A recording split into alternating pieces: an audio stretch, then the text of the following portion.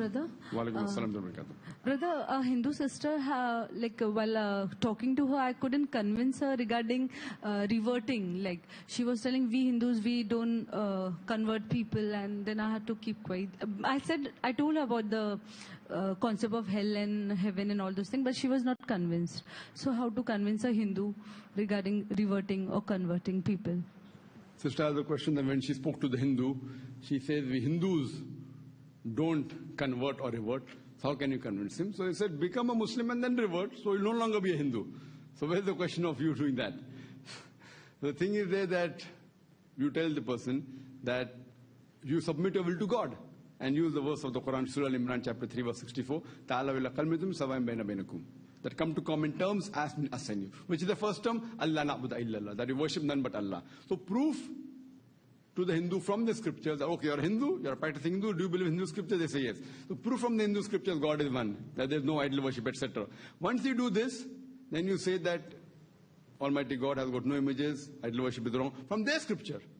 Keep the Quran aside. From their scripture. Once you prove that, then tell you have to submit your will to the Almighty God. They say, I submit. So a person who submits will to Almighty God in Arabic is called as a Muslim. Muslim in Arabic means a person who submits the will to Almighty God. So you tell that, do you believe God? Yes. Do you submit your will? Yes. Then you're a Muslim. No, I'm not a Muslim. So that means don't submit your will to God. If you tell a person that you submit your will to God, yes, then you're a Muslim. A Muslim is a person submit to God. Now whether he's a true Muslim or fake Muslim, that's secondary. Whether he truly submits to a true God or fake God, that you go secondary. So you tell the person, you believe in God, I believe in God. Do you submit your will? Yes. That means you're a Muslim in Arabic. So no, I'm not a Muslim. That means don't submit your will to God. So if you ask the person that, are you Imandar? Yes. Then you're honest. No, but I'm not honest. See, a person will never say that. Are you Imandar? If you ask in Hindi, he says yes. That means honest in English. He says yes. Because they understand English and Hindi. So now you tell them in Arabic, for a person who submits his will to God is a Muslim. Fine? So similarly, that way, a person who lives in India is a Hindu. That way I am a Hindu. That is geographically. But if you say Hindu who does idol worship, then I'm not a Hindu. So similarly, if you submit your will to God, you're a Muslim.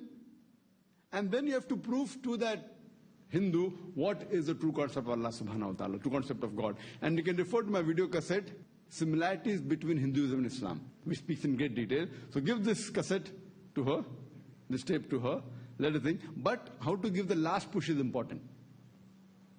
The push, last push. Otherwise you do your job, but you don't have the last push. So how to give the last push is important, and choosing of words is important.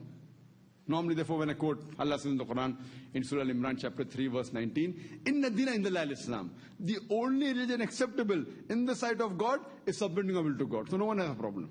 If I say the only religion correct in the sight of God is Islam, then people have a problem. So without Islam is the problem. But if I say the only religion acceptable in the sight of God is submitting our will to God, very good, no problem. But if I say in the sight of God, the only thing acceptable is Islam, then there's a problem.